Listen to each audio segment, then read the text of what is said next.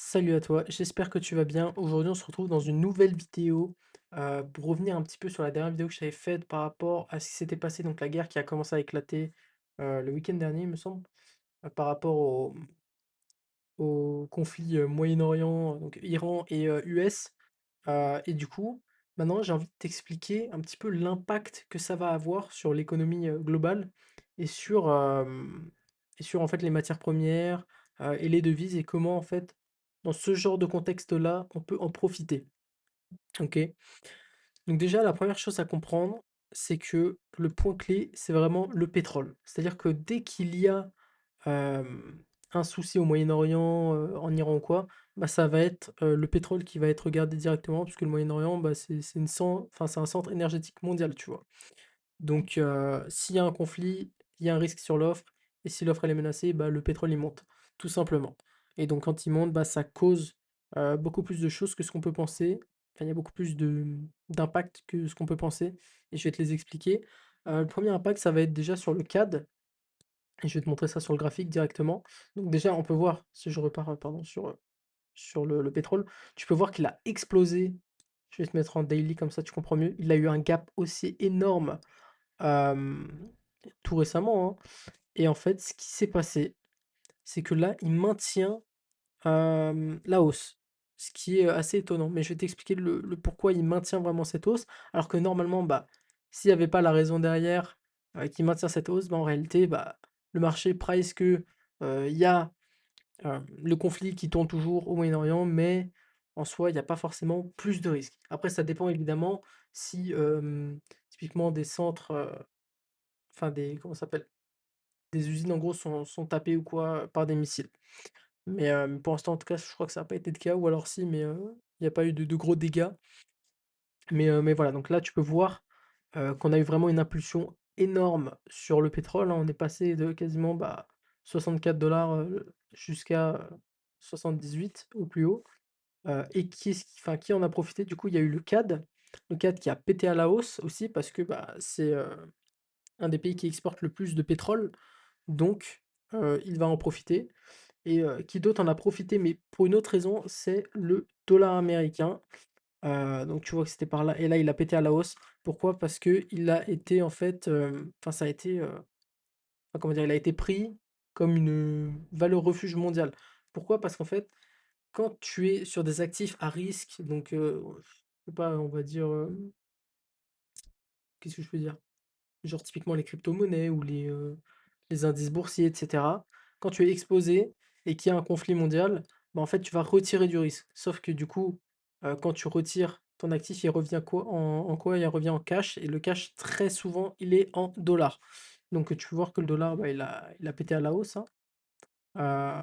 Oh putain, mon graphique. Hop là. Voilà, c'est bon. En gros, il a pété à la hausse et du coup, maintenant, on va voir est-ce qu'il va continuer, de péter à la hausse, casser d'ailleurs cette résistance qu'il avait faite il y a un petit moment, et voir du coup, est-ce qu'il va continuer sa enfin, est-ce qu'il va faire un renversement du coup et repartir à la hausse quoi, tout simplement.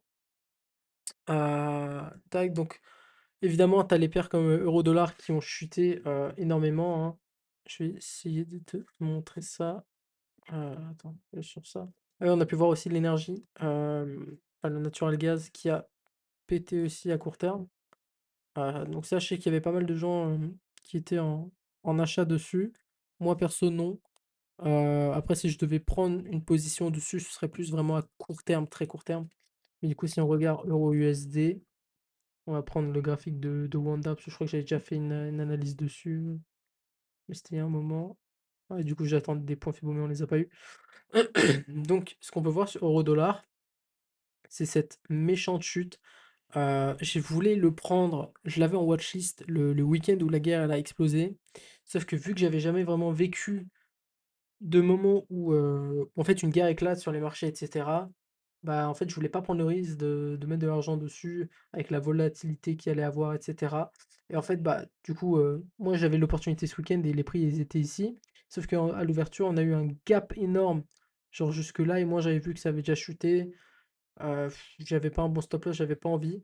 Puis après, en fait, je m'étais repenché sur l'analyse et je voulais le prendre ici, tu vois? Exactement sur cette zone Et je me suis dit: «Ouais, non, je vais pas le prendre». Mais à la base, en plus, j'avais un bon stop et cetera. C'est-à-dire que j'étais placé comme ça et après je visais, je crois, à peu près ces niveaux, un truc comme ça, c'était là, une sorte de gros support et au final, bah, le prix, il aurait, smash mon TP. Mais du coup, ouais, il a eu une énorme chute de 1,18 à peu près à, au plus bas, 1,15 300. Donc c'est assez violent quand même, mais vu que c'est une des devises les plus volatiles, c'est pas tant choquant.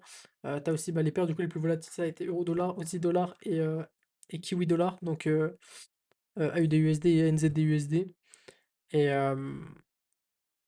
aussi ce qu'il fallait suivre évidemment, c'était les bons du trésor. Donc quand tu vois que les yields, pardon, ils ont chuté, bah, ça a montré au début on a eu, il me semble, une baisse du dollar, mais après on a eu une reprise très rapide, très, très rapide, alors qu'en plus on avait cassé les 4 des US 10 year yield et du coup ça moi je suis très activement du coup, les yields c'est vraiment important de les suivre, pour comprendre un petit peu les mouvements et cetera.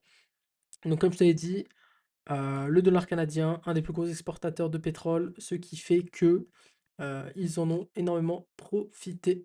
Enfin, eux, ils en profitent. Plus le pétrole reste élevé, plus ils vont en profiter, parce que du coup, ils vont, comment dire? Ils vendent au prix, du coup, qui est beaucoup plus cher. Donc ils font plus de de de profit. Donc là, les paires intéressantes pour ce genre de cas, ça aurait été plutôt USD CAD ou, canadienne. Enfin non, pas USD CAD parce qu'en soi, le dollar a été pris en valeur refuge et du coup, bah, il est parti à la hausse. Sauf que le CAD aussi, donc en fait, ça aurait pas été une bonne, devise. Mais par contre, prendre un kiwi CAD, donc NZD CAD, ça aurait pas du tout été déconnant parce que, bah, tu joues sur le sentiment risk off en vendant du NZD, heu et en achetant en fait du CAD. Après le seul truc c'est que, l'AUD et le NZD importent énormément de matières premières, donc pétrole et cetera. Donc ça aurait aussi un petit peu limité la baisse, mais en soi ça aurait pas été un move débile à jouer parce que du coup le CAD aurait quand même eu un impact plus fort. Ensuite je sais qu'on a la couronne norvégienne qui en profite. Mais en vrai, je le traite pas, donc en vrai, j'ai pas plus d'infos dessus. Par contre, au niveau des perdants, maintenant, on a l'euro, parce que l'Europe, comme je t'avais dit, importe énormément d'énergie. Donc, quand le pétrole il est très cher, bah, il y a de l'inflation, déficit commercial et une croissance plus faible. Donc, en conclusion, faut pas être un génie, hein, ça cause une grosse pression sur l'euro. Et tu peux voir que l'euro, bah, en fait, il continue de chuter. Tu vois, c'était à peu près par là et on a eu en fait une grosse chute, comme ça. On était en range en plus pendant un petit moment, mais on a chuté violemment. Là, on est sur des niveaux un petit peu, de support, enfin, où il y a eu des réactions, mais maintenant, faut inspecter un petit peu comment ça va bouger et cetera. Pareil pour le dollar américain, faut inspecter un petit peu comment ça va bouger, regarder les yields, comprendre les mouvements surtout. Et donc voilà, c'est pour ça que moi, là, je suis en short sur euro dollar. À très court terme, du coup, pour jouer, sur, la correction qu'il y a eu et pour l'instant, j'ai pu me mettre à BE, donc j'ai plus du tout de risque sur la table et le prix se développe plutôt bien pour l'instant. Ensuite, en perdant, bah, on a eu le yen, hein, parce que le yen aussi importe, toute son énergie. Donc un pétrole cher, bah, c'est mauvais pour la balance commerciale et c'est pour ça aussi qu'on a vu un yen qui a pas eu son rôle de valeur refuge. Heu, Comme tu peux le voir, il a pas bougé. Alors que si on regarde le franc suisse, qui lui normalement, bah, a joué son rôle de valeur refuge, je vais mettre en 12 heures peut-être pour que tu vois mieux. On a eu une impulsion violente. On peut voir déjà que, hem le franc suisse, il est déjà extrêmement élevé, alors que, bah, tu regardes l'économie, suisse, en soi, il y a pas de raison que le franc suisse soit aussi élevé. Mais vu qu'il a été drivé seulement par, le sentiment du risque et ben, en fait, il est devenu, extrêmement cher, le franc suisse et ce qui, ne plaît pas au, enfin, la SNB, quoi. Donc la Swiss National Bank, et c'est pour ça qu'elle a menacé d'intervenir sur les marchés et qu'elle était prête du coup à intervenir et là tu as vu ce drop immense et qui est venu du coup créer une sorte de support là, du coup 3 touches et là on voit le prix qui repart. J'avais une opportunité d'ailleurs sur GBP/CHF, je vais te montrer ça. GBP/CHF, hop, voilà. J'avais pris un trade, ici à peu près ou attends, est-ce que c'était là? Non, c'était là. Ouais, c'était là, il me semble. En gros, j'avais shorté ici. Heu, ah mais attends, je deviens fou, c'était là ou pas? Je sais plus, attends, faut que j'aille voir en 1 heure. OK, non, ouais, c'était là. Ouais, c'était là. Donc en gros, j'avais shorté ici, donc j'étais à peu près comme ça. Je vais te montrer un petit peu un exemple. Paf, j'étais genre, comme ça, hein, genre c'était vraiment un setup serré, hem et au final, donc le prix allait dans mon sens, puis je me suis pris un break even, ou je crois une légère perte parce que, il y a eu une grosse impulsion, je sais plus. Mais, non, peut-être c'était pas sur ce trade, mais, en gros, je me suis fait sortir. Donc sur ce coup, bah, c'est OK et on voit le prix au final qui repart, dans l'autre sens. Alors pourquoi on a vu du coup, ce spike un peu haussier? Tout simplement justement parce que la SNB a menacé d'intervenir sur les marchés, ce qui a poussé le franc suisse à la baisse et du coup, bah, le GBP à la hausse, et du coup ça m'a fait sortir. Mais bon, du coup, j'aurais pu re-rentrer, mais vu que tu sais un peu comme le yen japonais où, si tu reviens un petit peu à ces niveaux, hop. Un peu comme le yen japonais quand ici est, la dernière zone, d'intervention qu'il y a eu, donc c'était là, boum et qu'à chaque fois on s'y rapproche, bah, ça me saoule de prendre du risque, sur des paires où tu peux facilement te manger une intervention et du coup même te faire slippage. Donc c'est pas forcément le genre d'opportunité que je vais chercher et maintenant pareil pour le CHF, hein, il aurait été intéressant, mais s'il avait plus drop que ça, là, en fait, il peut remonter très vite et même juste avant de toucher, cette résistance, bah, en fait, il pourrait très bien intervenir sur les marchés parce qu'il remarque que le conflit, ne se calme pas et du coup, bah, ça, ils peuvent rien y faire et vu que ça impacte leur économie, de laisser le franc suisse trop haut, bah, ils vont, le faire drop à chaque fois et ils en ont les moyens donc ils le feront à chaque fois. Des interventions et puis en plus ça va dissuader du coup les acheteurs d'acheter tout le temps s'ils se mangent un slippage à chaque fois. Donc voilà. Comme je t'avais dit juste avant, le yen, quand le pétrole il est cher, bah, c'est mauvais pour la balance commerciale, donc mauvais en général pour le yen. Mais en nuance, bah, le yen c'est aussi du coup une valeur refuge. Donc parfois, le yen il peut, monter en risk off ou baisser. Donc en fait c'est un petit peu, risqué d'aller sur cette devise-là, si du coup tu veux acheter des devises, qui sont risk off, et bien c'est compliqué parce que le yen s'il monte comme je t'ai dit, bah, c'est risk off, donc enfin ça peut être, positif de l'acheter parce que tu sais qu'il y a des tensions géopolitiques et cetera. Sauf que dans ce cas précis, vu que c'est le pétrole qui pète à la hausse, bah, là, on va dire que c'est plus compliqué pour, heu, pour prendre des trades quoi, parce que ça impacte aussi le yen. Hem, Ensuite, il y a un truc que je voulais te dire et qui me surprend quand même assez, c'est que tout le monde, je dis bien tout le monde, à ce moment-là, à ces prix-là, tout le monde du coup, enfin la plupart des gens, achetaient de l'or, ça c'était le vendredi et en fait, on a eu le week-end et dès le week-end, tout le monde voulait acheter de l'or. Tout le monde s'est dit: «Oh bah là c'est la guerre, il faut que j'achète de l'or». Du coup, enfin moi dans ma tête, déjà je voulais pas en acheter, à l'entrée, enfin à l'ouverture parce que comme tu sais, je suis un swing trader donc je vais très rarement aller chercher des positions, daily, enfin de day trade et dans ces conditions, quand tu sais que tout le monde, va aller acheter, moi dans ma tête, je savais très bien qu'il allait avoir une liquidation et qu'ils allaient se faire allumer. Moi, en l'occurrence, par contre, quand on a eu du coup cette énorme, enfin cette impulsion de 3-4 à peu près, moi je voulais du coup racheter mais à ces niveaux-là et en fait du coup j'avais racheté et puis au final, bah, je me suis mangé le drop, et du coup, bah, j'ai décidé de pas le reprendre après. Mais du coup, tout le monde voulait acheter, l'or, mais en fait, c'était obvious. Enfin, tout le monde allait acheter de l'or, sauf que, bah, après les fonds, fonds d'investissement, institutions et cetera, bah, eux, ils vont, retirer leurs profits, retirer leurs positions à un moment donné et puis c'est à cause des drops comme ça où là aussi on a pu potentiellement avoir des margin call, mais très légers parce qu'en soi, ça, c'était un vrai drop par rapport au rallye qu'on avait eu. Mais, là, par rapport à la guerre, bah, on peut voir qu'en fait, l'impulsion, elle est pas si grosse. Mais en soi, on revient sur des niveaux qui peuvent être intéressants pour acheter. Après, le seul truc qui me dérange, tu vois, c'est qu'on a break quand même enfin, ce support résistance. On l'a break, on l'a clôturé en dessous, et après on est reparti, et après on est reparti encore en bas, et après on remonte. Enfin, c'est le price action est un peu bizarre. mais vu qu'on a break, en fait, ça pourrait être juste en fait une correction sur l'impulsion. Et si ça se trouve, on pourrait repartir à la baisse.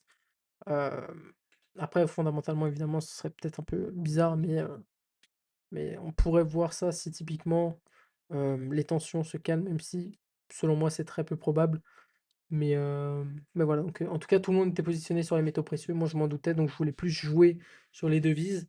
J'avais pris un achat euro NZD pour jouer du coup sur le sentiment risk-off. Et en fait, à ce moment-là, je ne savais pas que l'euro était un très gros importateur d'énergie. Et donc, en fait, je savais pas que le pétrole allait impacter l'euro.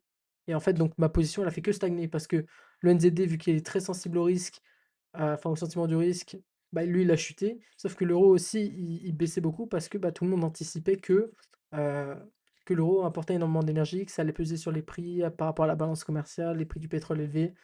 Et voilà, donc tant mieux, je suis pas ressorti en perte, mais au moins j'ai pu apprendre quelque chose de vachement important, ce qui est une bonne chose. En soi, l'idée était pas mauvaise, elle était pas bête, c'est juste que bah, j'ai pris la mauvaise devise avec, qui était l'euro en fait dans ce contexte-là. Donc c'est pas grave. Et on a pu voir aussi sur le Bitcoin que lui, pour le coup, il a vraiment stagné. On a vu pendant que la guerre elle a éclaté, en fait, il n'y a pas eu de dump, il n'y a pas eu de mouvement spécifique. Il faut savoir que le Bitcoin en général, c'est un proxy par rapport aux données, aux news, etc. le week-end. C'est-à-dire que s'il y a une grosse news qui débarque, que personne n'attendait, typiquement bah, l'explosion de la guerre ou quoi, enfin en soi peut-être que les gens l'attendaient pour le coup, vu les tensions qu'il y avait avant déjà, mais quand du coup il y a ce genre de news, bah, en général le Bitcoin réagit directement. Donc tu peux voir, je sais pas, une baisse de 3-4%, une hausse de 3-4%, ça dépend de la news, mais en général voilà, c'est un proxy. Et ça peut te donner, on va dire, un avant-goût de ce que tu vas voir à l'ouverture du marché le lundi. Et en fait, bah, il a pas du tout baissé réellement, quoi. Et donc, heu, là même, il a fait une remontée, jusqu'aux 70 000, mais on l'a pas vu, enfin aux 72 000, mais on l'a pas vu baisser réellement. Donc très intéressant. J'ai pas forcément des raisons du pourquoi, mais je pense que si on reprend toute la macro, je pense qu'on peut en déduire, quelque chose. Mais, en général, de toute façon, je suis pas trop le bitcoin, donc voilà, j'ai pas trop regardé. Sinon, on peut voir aussi, ça peut être très intéressant à montrer. Alors, là, qu'est-ce qu'on a? On a les consumer staples et les consumer discretionary. Alors, qu'est-ce que c'est? Les consumer staples, c'est tout simplement les trucs du jour un petit peu que tu vas toujours en avoir besoin, même en cas de guerre, même en cas de crise. Ça peut être le papier toilette, le dentifrice, c'est ça en fait les consumer staples. C'est, on va dire les besoins primaires, quoi.